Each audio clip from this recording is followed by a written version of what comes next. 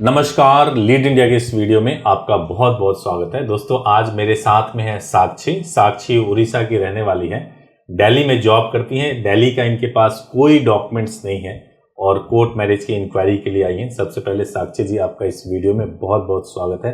आप नमस्कार कैसे हो ये बताइए। जी सर, मैं ठीक हूँ।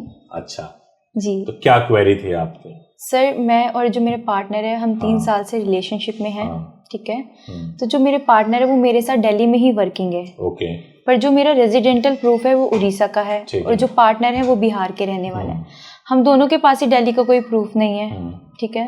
तो अब मेजर इशू आता है कि हमें समझ नहीं आ रहा हम शादी कहाँ से परफॉर्म करें ताकि हमारे फैमिली पे कोई नोटिस ना जाए। देखो, ऐसा है, मैं आपको बताता हूँ। अगर दिल्ली से भी आपको मैरिज परफॉर्म करना है तो दिल्ली का रेजिडेंशियल प्रूफ होना जरूरी नहीं है। मैंने बहुत सारे वीडियोस में भी समझाया है कि जो मैरिज होता है ना, उसमें 2 ज्यूरिसडिक्शन होता है।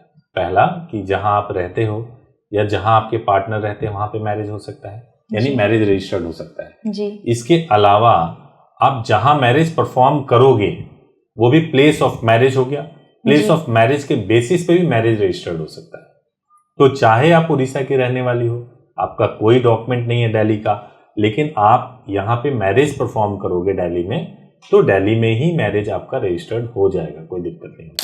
तो सर मान लीजिए जो मेरी फैमिली है वो दलित वर्ग से है और जो मेरे पार्टनर है वो जनरल कैटेगरी के हैं। तो मान लीजिए लड़के की जो फैमिली है उसने मेरी फैमिली को टॉर्चर करा किसी भी तरीके से, क्योंकि जो लड़के की फैमिली है वो मुझे शुरू से पसंद नहीं करती।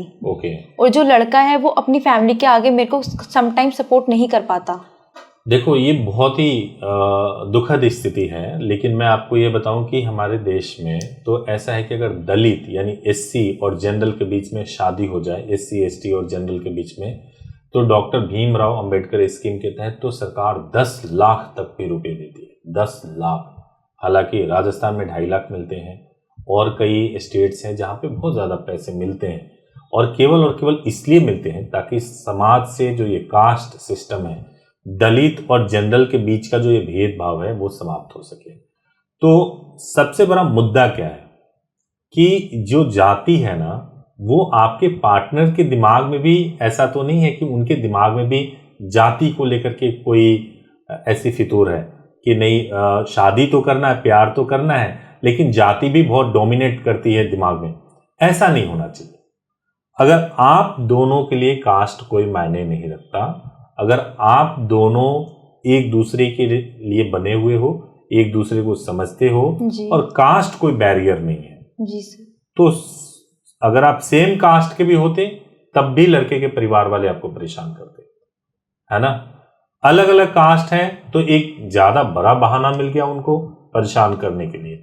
इससे निपटने का एक ही तरीका है, आपका अपना प्यार और आपका अपना कोऑर्डिनेशन, कि आप कितने अच्छे से अपने परिवार को चलाते हो। कोई कुछ नहीं कर सकता आपका। सर, क्योंकि जब मैंने फैमिली में बात करने की ट्राई करी है तो लड़के की जो फैमिली है उसकी मदर ने मेरी मदर को कॉल करके बोला है कि हम तुम्हारी लड़की को मार देंगे अगर वो हमारे घर आई, हम उसको रहने नहीं देंगे, टिकने नहीं देंगे, तुम्हें भी नहीं छोड़ेंगे। तो उस सिचुएशन में मुझे क्या करना चाहिए सेफ्टी पर्पज से? आप लीगल वाइफ होगे, वो चाहे या ना चाहे वो आपकी मदर इन लॉ होंगी लीगली, कानून की नजर में। तो मार डालेंगे, उसके बाद का परिणाम भी उनको मालूम होगा कि क्या होता है ना। तो आजकल धमकी लोग कुछ भी दे दें, लेकिन जेल की हवा कोई नहीं खाना चाहता। जी सर। जेल में जाके दाना पानी अपना नहीं चलाना चाहता कोई। तो इसलिए ये कहना आसान है कि मैं मार दूंगी या ऐसे कर दूंगी, डराया जाता है। शादी होने से पहले किसी भी हद तक जाके डराया जाता है ताकि आप पीछे हट जाओ। लेकिन सब कुछ डिपेंड करता है कि आपका अपना कमिटमेंट क्या है।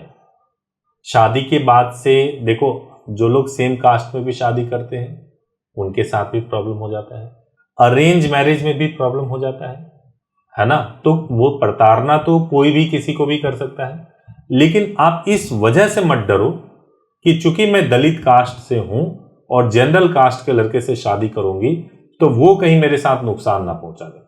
नुकसान पहुंचाएंगे तो बहुत सारे केसेस उनके खिलाफ हो सकते हैं।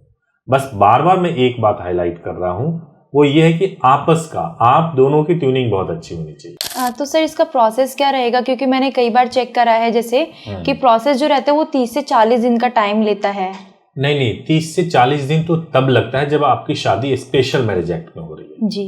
स्पेशल मैरिज एक्ट में कोई रिचुअल नहीं होता जी। स्पेशल मैरिज एक्ट में आप पहले अप्लाई करोगे, 30 दिन का मैंडेटरी वेटिंग टाइम पीरियड होता है, उसके बाद से आपका मैरिज रजिस्टर्ड होता है जी। लेकिन अगर आप रिचुअल परफॉर्म करोगे, जैसे दिल्ली की बात अगर मैं करूं, आपकी अभी बुकिंग हो जाएगी, बुकिंग होने के बाद से आप जब भी मैरिज करना चाहोगे मैरिज आप कर सकते हो। ये ध्यान रखना कि मंडे, वेडनेसडे, फ्राइडे 3 दिन ही मैरिज रजिस्टर्ड होता है दिल्ली में जी। उसके एक दिन पहले आपको शादी करना जरूरी होता है, कम से कम एक दिन पहले। तो अगर आप ट्यूसडे को शादी करोगे तो वेडनेसडे को रजिस्टर्ड हो जाएगा, मंडे को भी शादी करोगे तो आपका रजिस्ट्रेशन वेडनेसडे को ही होगा जी। है ना। उसके आगे कभी भी करा सकते हो। तो सेम डे का 1 डे का प्रोसेस नहीं हो सकता? दिल्ली में 1 डे का प्रोसेस नहीं है। दिल्ली में जो प्रोसेस है वो एक दिन पहले की शादी होनी चाहिए एटलीस्ट। आज ही की शादी, आज ही रजिस्ट्रेशन नहीं होगा जी। एक दिन पहले की शादी होनी चाहिए, ये दिल्ली का प्रोविजन है। ओके। तो एक दिन, उससे कोई फर्क नहीं पड़ता।